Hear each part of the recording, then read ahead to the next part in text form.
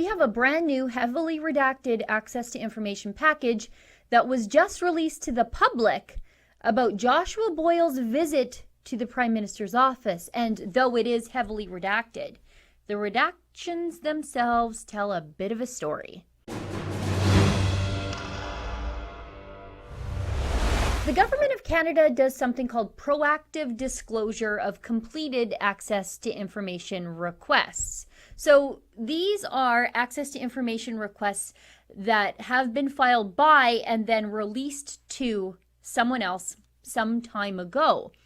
The completed requests then get published on the opencanada.ca website. If you're curiously inclined, you can go through them for yourself. Now, we found one of these proactive disclosures on that website that we thought would be of interest to our Rebel viewers. This is an access to information package that was filed for information about former Haqqani Network hostage, now alleged sex criminal Joshua Boyle, and his pre-Christmas visit and photo opportunity with Prime Minister Justin Trudeau in his office in 2017. I think we should stop right here, though, and do a quick refresher on who Joshua Boyle is. Joshua Boyle is a Canadian man who was once married to Taliban terrorist Omar Khadr's sister Zainab.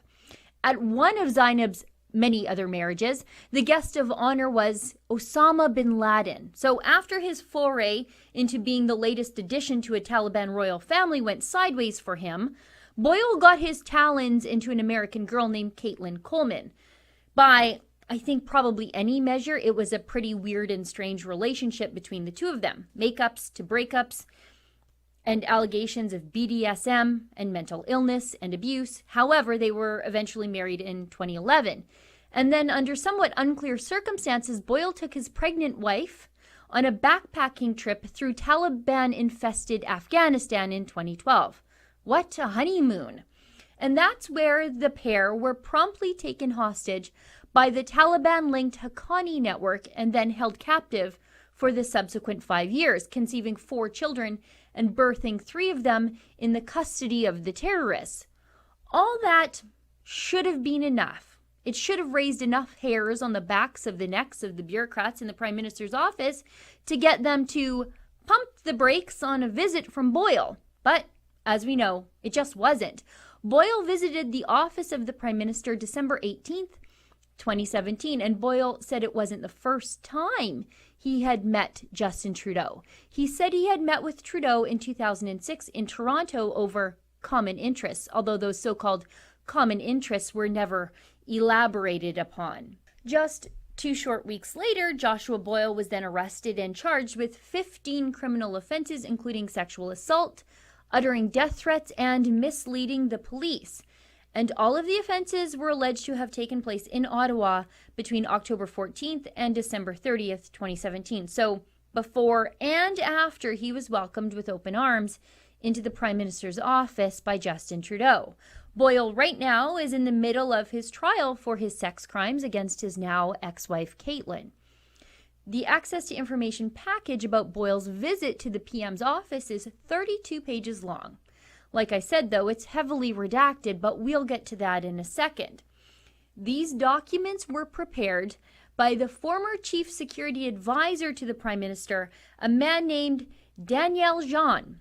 Politics watchers will know Jean was implicated in the attempts to cover up how a terrorist and attempted murderer named Jaspal Atwal came to be on Trudeau's India trip. And the documents were prepared for another disgraced bureaucrat, an individual named Michael Wernick. Michael Wernick was the former chief clerk of the Privy Council, so he's the head bureaucrat, or was, in charge of all things Justin Trudeau. And he resigned amidst allegations he was involved in putting illegal pressure on the Attorney General to defer prosecution of a corrupt Quebec-based engineering firm named SNC Lavalin. Yeah, there are a lot of disgraced individuals in just these 32 pages, Boyle and Trudeau included. The documents themselves are marked secret on the top. What we know is that Boyle himself requested the meeting with the Prime Minister. And because the meeting did happen, we know the Prime Minister agreed to the thing. On page 3, we can see the documents are prepared to brief the Prime Minister on Joshua Boyle, his family, and Boyle's history. But as we know, Boyle says he already knew the Prime Minister. They met before. It says here, Mr. Joshua Boyle and Ms. Caitlin Coleman and their 3 children were rescued from the Taliban Haqqani network by the Pakistani military October 11, 2017, who acted based on intelligence provided by the United States, and then it's redacted.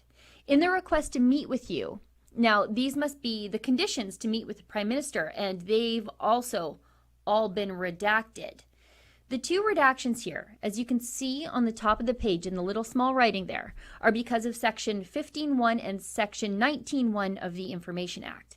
15.1 is International Affairs and Defense, and that makes perfect sense. We don't need to divulge any secrets belonging to the American security establishment.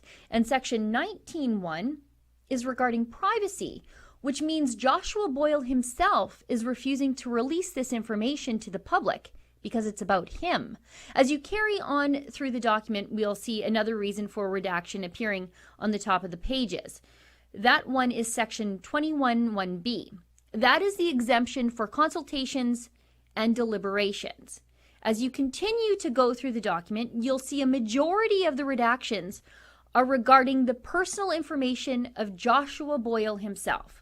For example, if we head over to page 9, this information is redacted based on sections 15.1, 16.2, and 19.1. Now, we already know 15.1 is International Affairs and Defense, and 19.1 is privacy issues surrounding Boyle himself. But we also see 16.2. Well, that exemption is for information that could be used to help facilitate a crime. Now, what crime could that possibly be? Here on page 10, for all of his flaws, Danielle Jean is advising the Prime Minister's office about the potential problems around inviting Boyle into the Prime Minister's office. It says here, the family's release has generated a great deal of media coverage in Canada and abroad, which is largely focused on the specifics of the rescue, conditions of their ordeal, and questions of their initial motivation to travel to Afghanistan. And then the rest of the statement is again heavily redacted. Further up on this page, you can see that Jean is advising the Privy Council that Boyle is prone to, let's just say, creative storytelling. It reads, while the Pakistani authorities' rescue was successful, Mr. Boyle has told the media that the captors screamed to kill the hostages. And then we see more redactions. And again, you can see on the top of the page the reasons for the redactions. International Affairs and Defense, information that could be used to facilitate a crime, the privacy of Mr. Boyle, and advice and consultations.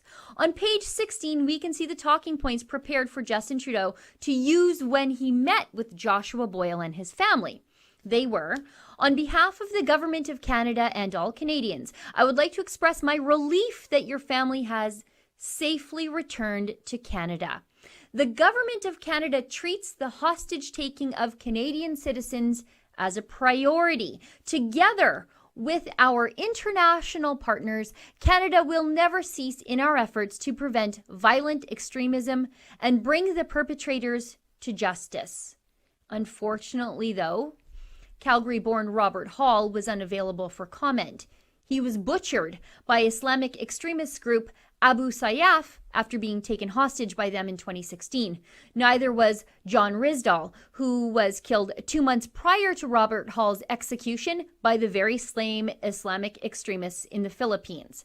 Now, finally, this last exemption of several pages, well, you can see here on page 26. It all makes me very suspicious about what Justin Trudeau's intentions would have been with Joshua Boyle had Boyle not been arrested for sex crimes and assault against his ex-wife. Exemptions 69(1)(g) regarding Section E. I know, this one's going to need a lot of explaining. That's the exemption for records that contain information about the content of any record within a class of records referred to in paragraph A through F. Still not clear? I totally get it. Those are records for the purpose of which is to brief ministers of the Crown in relation to matters that are before or proposed to be brought before Council or that are the subject of communications or discussions referred to in paragraph D.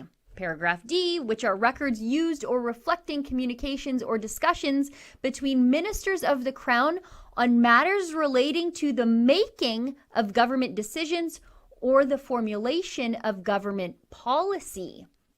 This means Cabinet was discussing matters of creating government policy or decisions with regard to Joshua Boyle. The Prime Minister's office was preparing for a Cabinet meeting about Joshua Boyle. That exemption confirms it. And since this was well after Joshua Boyle was back in town, and it wasn't about discussing policies about how to deal with Canadian hostages abroad, what were they going to do? Were they going to give Joshua Boyle $10 million or some other payout? And did that all fall apart after Boyle was arrested for alleged sex crimes? And if it did fall apart, why did it fall apart? Omar Khadr confessed and was convicted of war crimes, and he got a fat stack of cash. Joshua Boyle is only alleged to have done terrible things to his wife and children. For Rebel News, I'm Sheila Gunn Reid. Did you know that Ezra Levant has a brand new book out? It's called The Libranos. You can get your copy today at thelibranos.com. And to help promote Ezra's fantastic book, chock full of information about all the liberal scandals and grifts, you can get yourself a beautiful lawn sign. You can sign up for one of those too at thelibranos.com.